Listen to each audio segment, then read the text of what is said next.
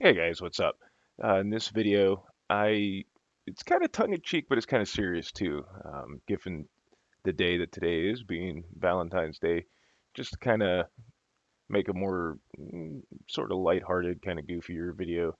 Uh, Here to talk about some of my favorite female protagonists in video games, and this is by no means like a top 10 or top 20 or anything. It's not like a ordered list, nor is it comprehensive. These are just the ones that immediately sprang to my mind when I thought of the video. So let's get started.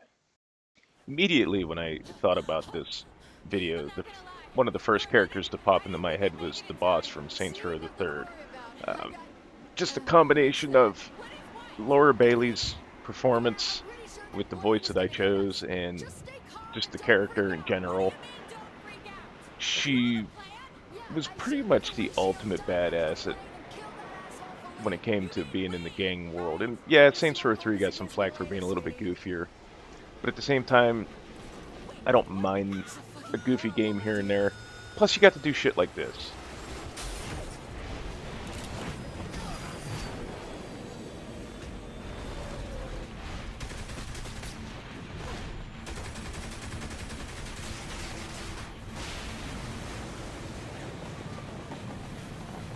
Or, well, I guess technically you didn't get to do it, but it was in the game. And just the problems and the situations you were thrust into, even though the game was kind of goofy, just the way the boss handles them was both insanely badass and amusing at the same time. Like, the character gives absolutely no fucks whatsoever and will stand up to anybody, especially in scenes like her confrontation with Killbane. Ladies and gentlemen, the Stillwater Butcher has graced us with their presence. You want to fight the best? You fight me. The best? The best is beating Sway the Spider God in a Tijuana scaffold match. The best is defending the world title 13 times in one night. The best is winning a last man standing match with 2 broken legs! Trust me, little Icarus. You're flying too close to the sun. Oh my god, quit being a bitch and put your mask up. If you want to be broken by the walking apocalypse, I will gladly oblige. Saints Row the Third was actually the first Saints Row game I played, and I just thought the character was so badass, and she didn't always make the best decisions, and she screwed up from time to time. But all in all, all the characters in the game were fairly endearing, but she became one of my favorite protagonists in general, um, and just made the game that much more enjoyable and better in the long run for me, to the point where I still replay it just because of the characterization of the boss in that game. And like I said, I'm not going to get into a review of the game or anything like that. But at the end of the day, um, she's a total and utter badass. She'll get what she wants through any means necessary, and she don't give a fuck.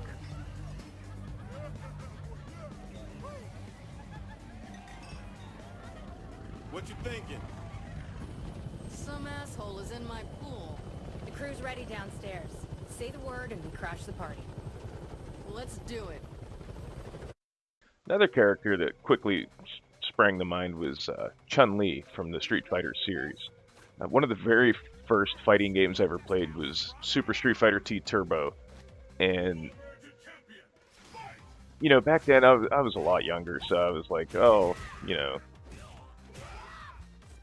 don't use girl characters, you use I was using like Guile and Ken and shit, and then like one day I tried using her, and she was just so fast and brutal.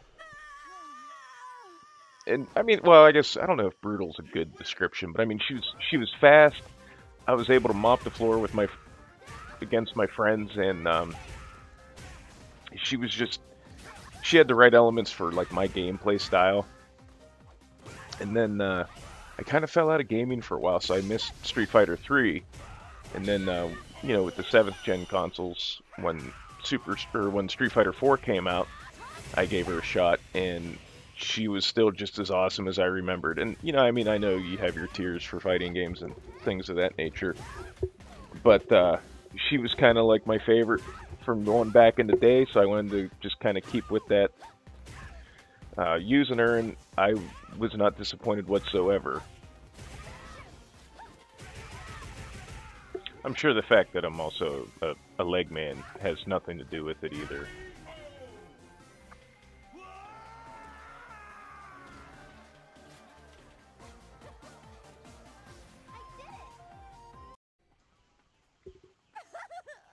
Let us dance. Mileena. I really wasn't much of a Mileena player when Mortal Kombat 2 came out. I used her a little bit in Mortal Kombat 3. It wasn't until Mortal Kombat Deception that I really started using her a lot. She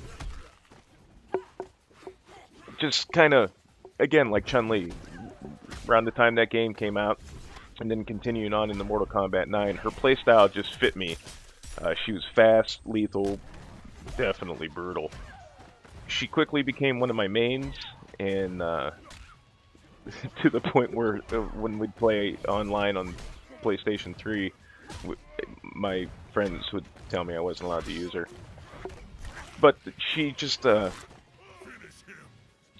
clone psycho of Katana that you just go in and you just go nuts with her. And I wasn't real fond of her look in Mortal Kombat 10. I do like the alternate costume, the second one, the one that she's using in this video. But I still think her coolest look was her default look in Mortal Kombat Deception. Fighting, I don't have a lot to talk about as far as the character goes, like I did with the boss. Mainly because the same reason I didn't have a lot to talk about character-wise with Chun-Li is just the fighting game stories are pretty thin. They're there, but most people don't play fighting games for the story, But, much like Chun-Li, Mileena is just one of those characters that just fit in with my playstyle just almost perfectly, and I had a lot of fun using her. And she's scary as hell.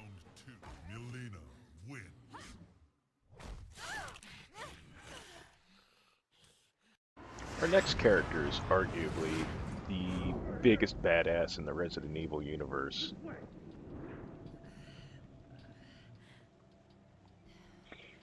Ada Wong has pretty much, as far as the games go, has no match as far as her agility, her skill, her combat prowess. And outside of this fight in Resident Evil Damnation, she's never really been outclassed unless she let herself be. Nothing's really known about her. She basically, as far as her history goes, there's nothing known prior to 1998, which is when Resident Evil 2 took place. And even then, like, her name isn't most likely her birth name. Everything about her is a secret, and I think that's what makes her intriguing, is because we don't know anything about her, and she's just this uber crazy-ass assassin, spy, possibly Chinese, not sure, type of character that just comes in, has her own agenda, kicks a bunch of ass, and then leaves. And then to complicate things further, there's the whole Leon and Ada situation that it's kind of got this back and forth thing. She goes out of her way to help him, but usually she uses him to further her own ends. And there's this weird kind of tension between them. Nobody's real sure what's going on there. There's plenty of speculation, though, and the dynamic between the two characters really kind of fleshes things out. And while she does have this cold, stoic demeanor, she does kind of mess with Leon a little bit. She does have times where she shows that she can be emotional. She can let herself kind of, Or beyond she can let things get to her a little bit. She's not always like the cool, calm, and collected, super badass spy or assassin beyond thing, humanity. which again, it just kind of fleshes her out a little bit. But it's the mystique around the character that makes her intriguing, and all that other stuff is what makes her interesting beyond just being this mysterious character. Um, I hope we get to see more of her in future installments, and hopefully they continue to maybe flesh her out a little bit, but at the same time kind of keep that mystique about her so that we don't exactly know everything about her, and see where she goes from there.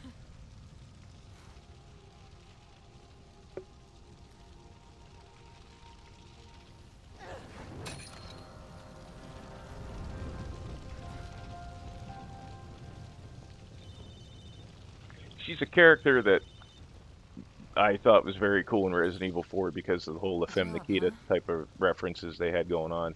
Sure. But as My they schedule expanded just upon her some slipped. more in Resident Evil 6 and Damnation, she went beyond just being intriguing to one of my favorite characters in the franchise.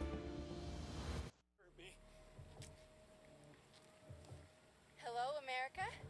My name is Abigail Walker, but my friends and enemies call me Fetch. Two things you should know about me. One, I'm a Pisces. Two, I've never hurt an innocent person in my life.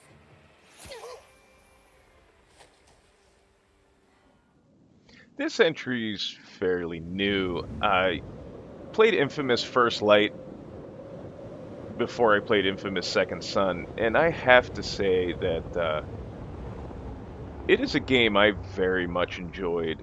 She is a character that is both flawed and very much human. She made mistakes, she's emotional, but she's still strong. Not just because she's a conduit. She makes it through the bullshit that she goes through.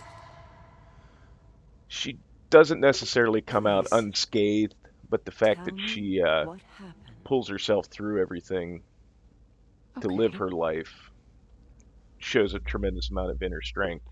And ultimately, in Second Son, her My parents called me personality in when and they found out behavior I and had what she problems. ultimately becomes is left up to the choices that the I'm player scared. makes. But my But brother Brent, he always took all care in of me. all, He just grabbed my she hand and we ran. does what she thinks Spent a is few right, years living on the streets, staying out of sight, keeping on the even move. if it might We did not some necessarily shitty be things to right. make money. But that And job we pulled before leaving I Seattle, can't really say too much about the worse than evil the rest of it karma combined. that she ends up, like her characterization with the evil karma, because I didn't play that path yet. But Come on, sis. she It's becomes just one more a job. very So load interesting, it up. Let's just go. No, this one's layered the payday. character. Mm-hmm. And How much? I would Enough to look rent a forward to decent seeing place. her if they Yeah. ever make a Yeah. sequel to Second Son or For a any other, short-tailed or even the Burmese Infamous cat. series in general, Huh? to the point where I Slow. wouldn't even be that bothered if she ends up being the It's main enough for a fresh protagonist for a start. whole main We could entry in the use one. game. But we'll see. Shit, get out, get out. It's the cops. You hide. I'll distract them. No, wait. You do this job, we leave tonight. No one will be able to find us? Yeah, as soon as... No. No. Do not use your powers. I'm not gonna kill anyone. Just carry my weight. Fetch! Okay. Hey! You! Come over here. Look at me. Eyes up.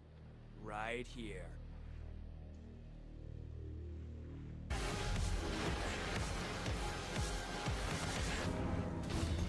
If you know anything about my channel, this shouldn't come as a surprise at all.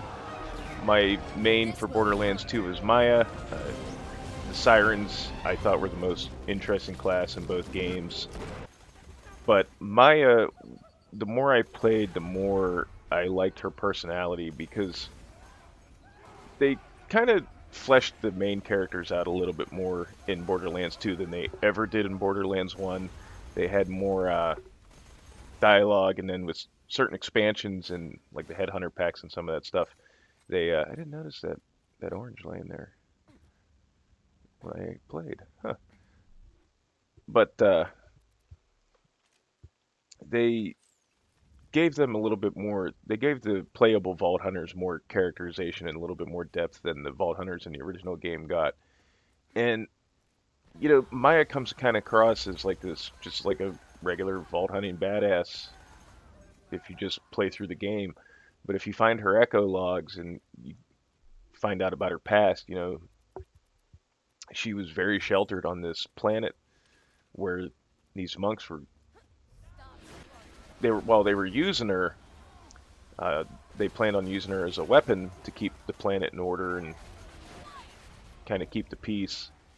But that wasn't the impression she was under. And then once she was presented with the situation where she was basically being told to kill a man for no reason, when she questioned the decision, she was met with some little bit of hostility from her brothers in the order, and she ended up killing the main monk and then left for Pandora. She is a little bit naive, and I think that's what makes her endearing is, yeah, she's basically in a nutshell a stone cold killer when she's on Pandora, but while all the characters have kind of like this morally gray area, hers is morally gray, but at the same time she still has this like kind of dork personality going on.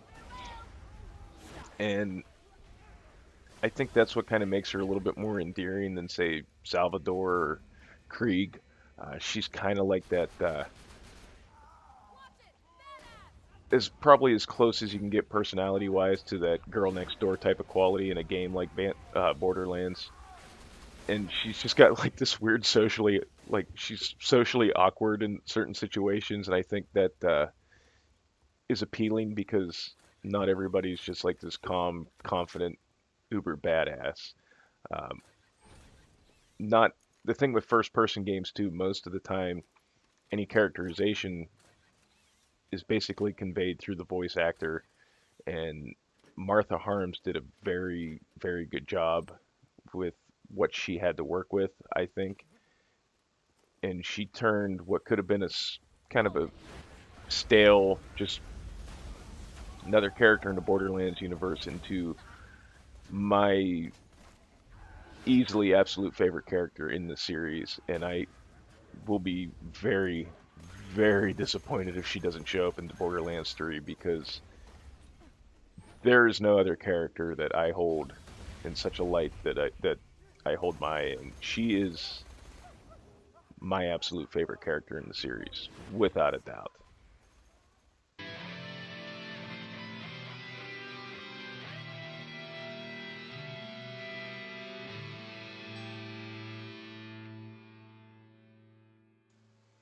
Princess Zelda had to be on this list because, again, if you follow my channel, you know that one of my biggest video game franchise favorites is the Legend of Zelda series.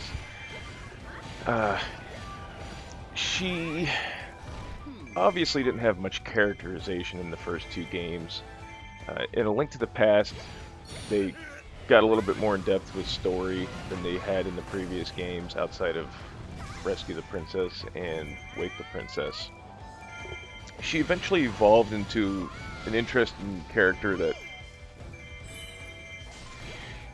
as of Skyward Sword, you find out she is, spoiler, the reincarnation of the goddess Hylia. And then she is bound to the Triforce of Wisdom, much like Link is bound to the Triforce of Courage and Ganon the Triforce of Power. So she continually reincarnates with the other two. And then whenever there's a crisis, she gets swept up into the mix. She had a little bit of characterization in A Link to the Past in that they mentioned that she was the descendant of the seven sages that sealed Ganondorf away into the sacred realm, and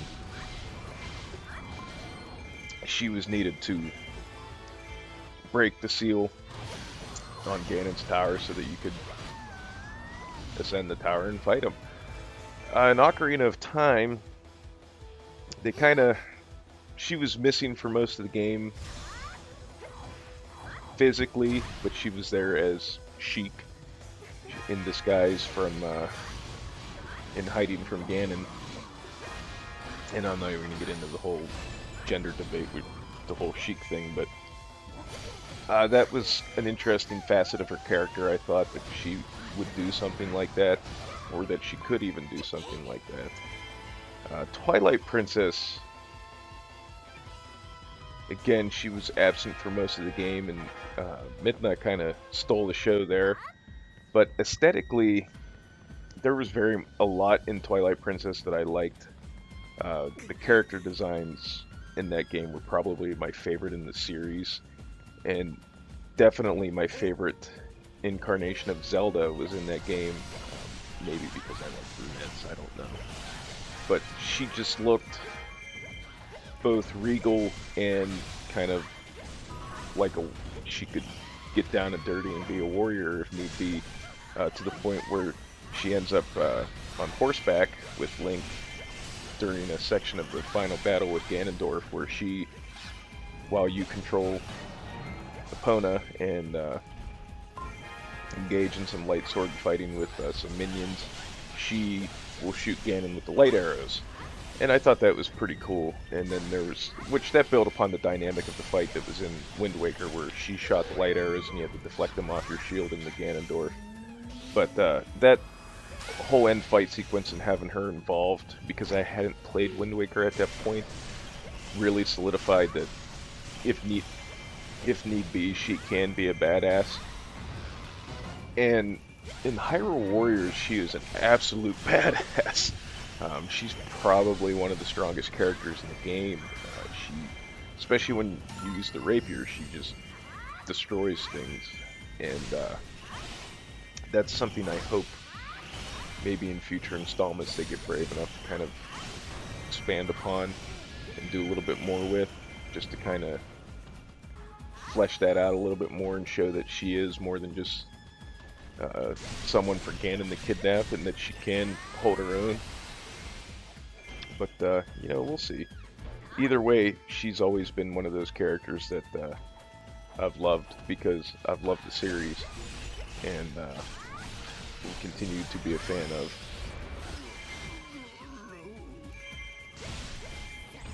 Plus that Triforce Blast thing, that's just fucking awesome.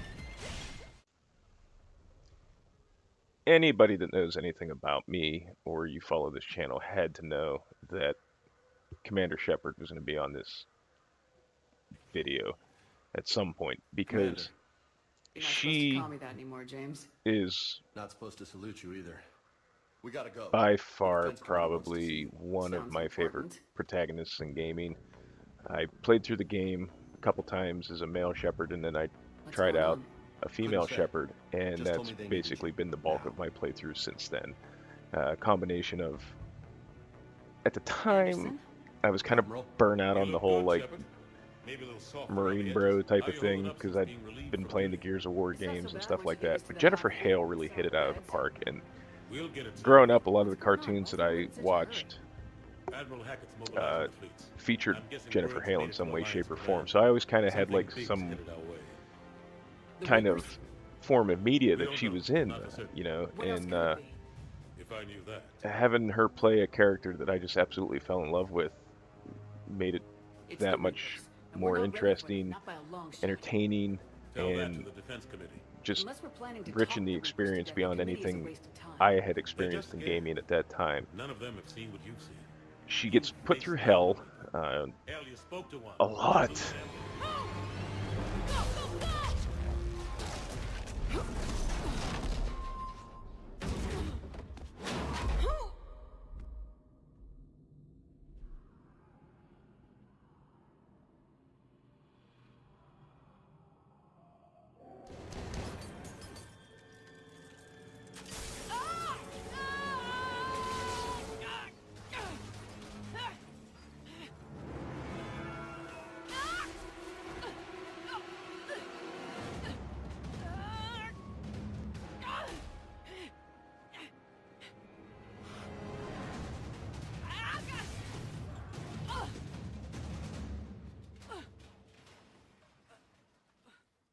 but she perseveres for the love of her friends, to protect those that she cares about, to protect this human race, this different species of the galaxy,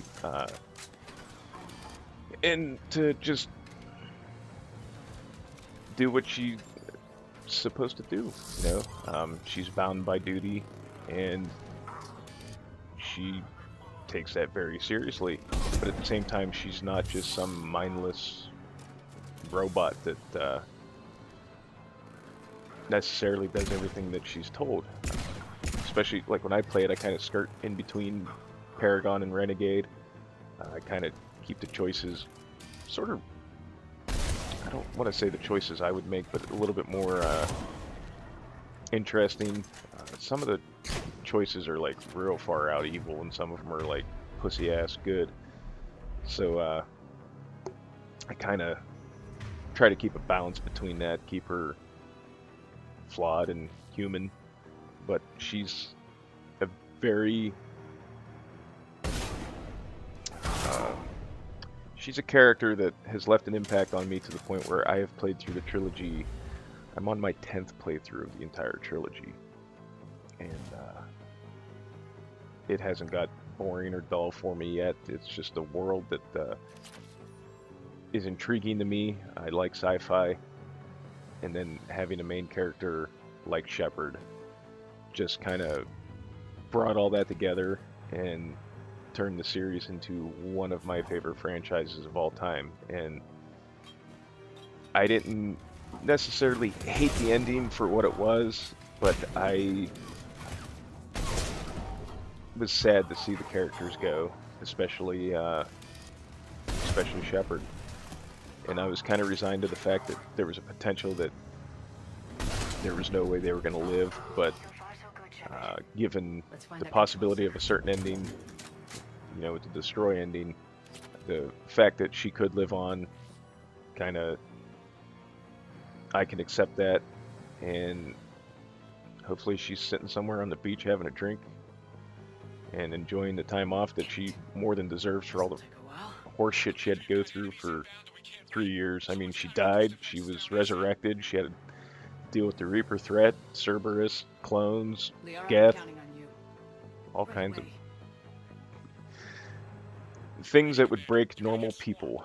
But that about rounds out this video, and I know people are gonna be like, why wasn't this person on there, or this person, or anything like that? And like I said, this is not a comprehensive list or all of them by any stretch of the imagination, but if I would have put every character on here that I had thought of and written down, it'd be like 3 hours long. So maybe this will be a series. Maybe I'll start delving into just favorite characters in general. We'll see. But given that it was Valentine's Day, I thought that this was kind of a nice tongue-in-cheek yet kind of actually serious video to kind of throw up and put out there. But I hope you guys enjoyed it, and hope you have a good Valentine's Day if you have somebody to spend the day with. Me, I'll be working.